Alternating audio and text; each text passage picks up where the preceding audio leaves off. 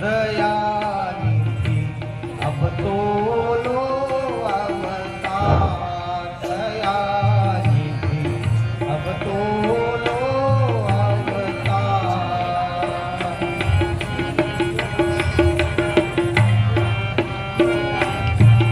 ये प्रबल हुआ सुरों का दल, प्रभु हुआ सुरों का दल, प्रभु शीघ्र करो संहार। प्रबल हुआ असुरों का दल, प्रभु शीघ्र करो संहार। पृथ्वीनाथ तुम्हारी पृथ्वी में, पृथ्वीनाथ तुम्हारी पृथ्वी में हो रहा हाहाकार, दयानिधि अब तो लो अवतार। त्यागो आँखें खोल के देखो, डोल रहा संसार। जय श्री राम। आप सभी का गुनगुन एजुकेशनल ब्लॉग में हार्दिक स्वागत है। आज का विषय है श्री राम जी का जन्म क्यों और कब हुआ था। हमारे छोटे छोटे छात्र कलाकारों द्वारा इस रामलीला के मंचन द्वारा राम जी का जन्म व माता सीता का जन्म दिखाया गया है।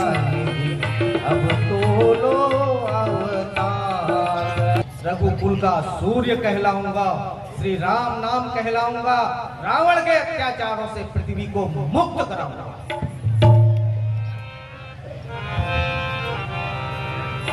राज है हमारा जग में सारा।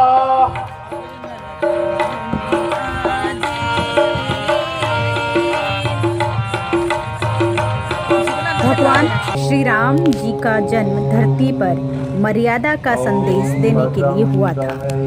भगवान राम को मर्यादा पुरुषोत्तम राम कहा जाता है। भगवान राम जी का जन्म चैत्र शुक्ल पक्ष की नवमी को पुनर्वसु नक्षत्र में कर्क लग्न में हुआ था। भगवान राम को भगवान विष्णु का 7वां अवतार माना जाता है। भगवान राम जी ने आगे चलकर रावण का वध किया। भगवान राम जी के अवतरित होने के पीछे कुछ बातें मानी जाती हैं जो मैं आपके साथ शेयर करना चाहूंगी। आप तो हमारे लंका के पति तीनों लोगों के स्वामी है। तीनों लोगों के स्वामी है। अब हमसे कोई नहीं जीत सकता। हमें तुम्हारा कर चाहिए, जो हम तुम्हें दे सके। जो दिखाई दे रहा है वही हमारे पास में है। कोई बात नहीं साधु, खून तो है तुम्हारे पास, तुम्हारा खून ही ले जाते हैं। पहली बात, मनु और शतरूपा को वरदान। राजा मनु और शतरूपा ने घोर तपस्या करके भगवान विष्णु को प्रसन्न किया। जब भगवान इन दोनों के सामने प्रकट हुए तब दंपति ने कहा कि अगले जन्म में आप जैसा पुत्र प्राप्त हो। तब भगवान ने कहा कि मैं अपने जैसा कहाँ खोजने जाऊँगा, मैं ही आपके यहाँ अवतरित हूँगा जब आप दशरथ और कौशल्या के रूप में अगला जन्म लेंगे।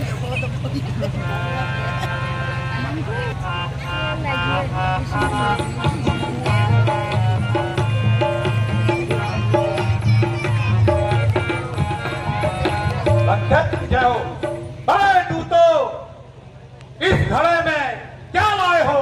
सोना, चांदी, हीरे, मोती क्या लेके आए हो? महाराज, मुनियों के पास कुछ भी नहीं था, इसलिए उनका थोड़ा थोड़ा खून ले आए। मुनियों, ये घड़ा जिसके यहाँ जाएगा के कुल का नाश हो जाएगा। अच्छा, तो तुम अभी शीघ्र जाके जनकपुरी जनक के राज्य में दौड़ाओ, जिससे जनक का सर्वनाश हो जाए।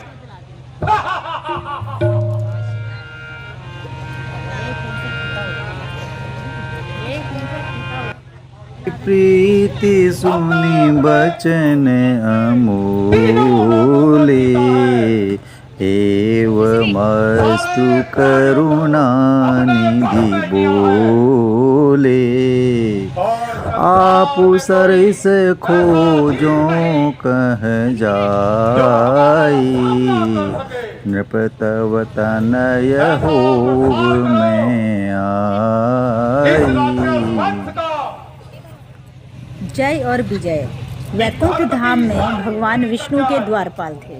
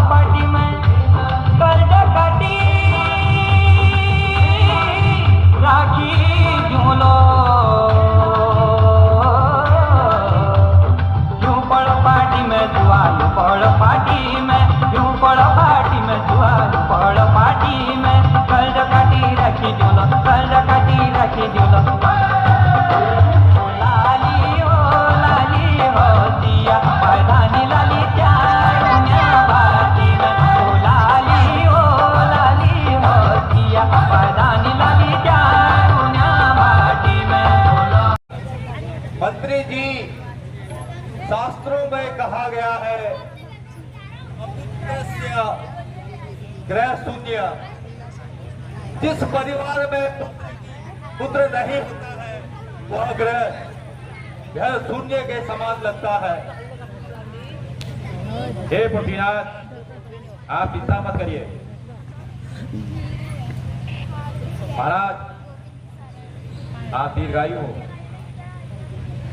आप जैसे धैर्यशाली नरेश को इस प्रकार शोभाकुल होते हुए शोभा नहीं देता।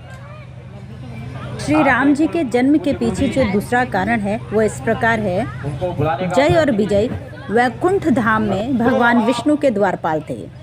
सनत कुमार मुनियों का अपमान करने के कारण इन्हें मृत्यु लोक में राक्षस बनकर आना पड़ा। इनके शाप की मुक्ति भगवान विष्णु के हाथों वध से ही होती, इसलिए भगवान राम अवतार लेते हैं। भये निशाचर जाई तेई महावीर बलवान, कुंभकर्ण रावण सुबट सुर विजय जगजान। इसी प्रकार जो तीसरा कारण था वह है कि नारद का भगवान विष्णु को शाप। भगवान विष्णु ने नारद मुनि को बंदर बनाकर स्वयंवर में भेज दिया था। इसकी वजह से नारद कुपित हो जाते हैं। उसी समय भगवान शिव के दो गण भी नारद का मजाक उड़ा देते हैं। बाद में वे शिवगण रावण और कुंभकर्ण बनते हैं और श्री राम अवतार लेते हैं।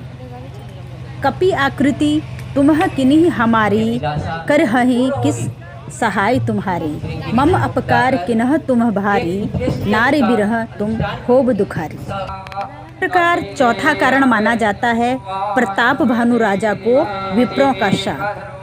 एक बार राजा प्रताप भानु ब्राह्मणों को भोज पर बुलाते हैं, लेकिन उनके खाने में सुअर हिरण का मांस मिला दिया जाता है। इस वजह से प्रताप भानु खानदान सहित नष्ट होकर राक्षस बनता है, जिसके वध के कारण श्री राम का अवतार होता है। काल पाई मुनि सुनु सोई राजा, भयउ निशाचर सहित समाजा। 10 सिर ताहि 20 भुज दंडा, रावण नाम वीर बरि बंडा। इस प्रकार इन राक्षसों से त्रस्त होकर पृथ्वी, गौ, संत और सभी देव भगवान विष्णु, भगवान ब्रह्मा क्षीर सागर जाकर भगवान विष्णु से अवतरित होने की प्रार्थना करते हैं। तब भगवान उन्हें अभय होने का वरदान देते हैं। उधर राजा दशरथ पुत्र कामेष्टि यज्ञ का आयोजन करते हैं और सभी रानियों को खीर का प्रसाद दिया जाता है। कुछ दिनों बाद भगवान राम अपने 3 भाइयों के साथ अवतार लेते हैं।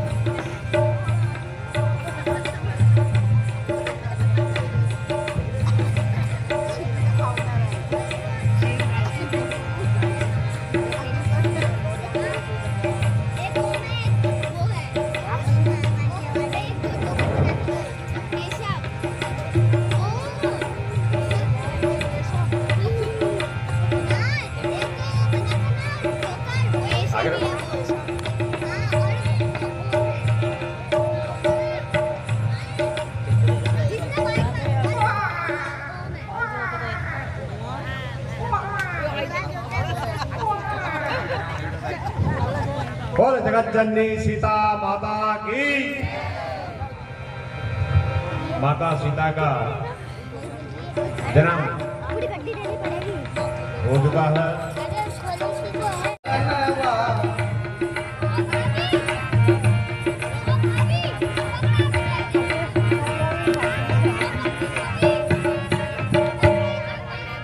चार चार जन्म लल